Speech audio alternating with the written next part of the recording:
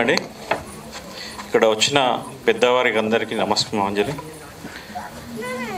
Nursing నాకు ఒక చిన్న షార్ట్ ఫిలిం తీసిన దగ్గర నుంచి నాకు పరిచయం అండి. ఒక చాలా చిన్న షార్ట్ ఫిలిం దగ్గర ఒక 3 years అయింది అనుకుంటా. ఒక అమ్మ కాన్సెప్ట్తోని, అందులో మన వేణుగారు కూడా ఉన్నారు హీరో. దాని తర్వాత ఒక తండ్రి పాత్రను ఎలివేట్ చేస్తూ ఇంకొక షార్ట్ ఫిలిం తీశాడు. ఎల్బి శ్రీరామ్ గారు ఉన్నారు అనుకుంటా దానిలో లీడ్. నర్సింగ్ ఎలా అంటే ఒక ప్యాషన్, ఏదైతే ఒకటి పట్టుకుంటాడో దాంట్లో డెడికేషన్గా ఉండి నేను డైరెక్టర్ కావాలన్నది ఆయన చిరకాల కోరిక.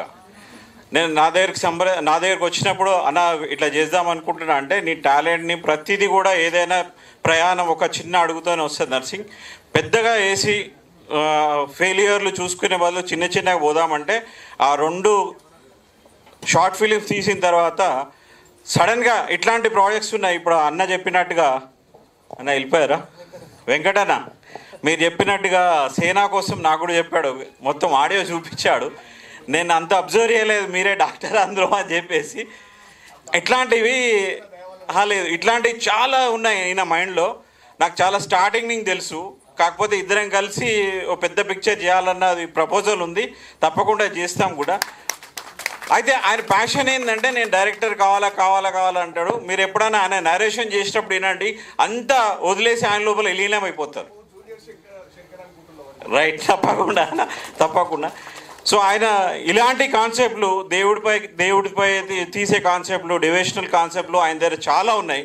కాకపోతే ఒకటేసారి పెద్ద ప్రయాణం పెద్దగా చేసి ఎందుకు సాహసం చేయాలని ఆయన నిరూపించుకుంటూ ఇక్కడి వరకు వచ్చాడు. ఇది నాకు తెలిసి ఇది 2వ సినిమా.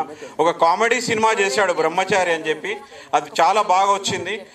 దాని తర్వాత ఈ శివశంభోలో ఆయన వర్క్ పనితనం అనేది ఇప్పుడు అందరూ మాట్లాడుతుంటే నాకు చాలా ముచ్చటేసింది. ఎందుకంటే కథనే హీరో, అందులో ఎవరు హీరో లేరు. స్వయంగా హీరోలు కూడా ఏమంటున్నారంటే కథే హీరో, నర్సింగే హీరో అంటున్నారు. ఇలాగే ఈయన విజయంపై వెళ్తుంటే మనందరం సహకరించి ఆయనను ఆశీర్వదిద్దామని కోరుకుంటాం. ఇలాంటి అవకాశం నాకు ఇచ్చినందుకు ధన్యవాదాలు. Thank you. రైట్.